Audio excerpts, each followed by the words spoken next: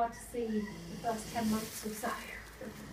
So she could be quite away pregnant, you wouldn't know. Toby's been trying. David Tobes, been trying your best. Isn't that like one of the longest pregnancies? Yeah, I mean elephants can be 22 months. Elephants are a long one. But tapirs, yeah, 13 and a half to 14 months. Are they generally sleepy this time of day? All times sleepy all the time. They are more dusk and dawn animals. They, especially on a bright sunny day, they like the shade.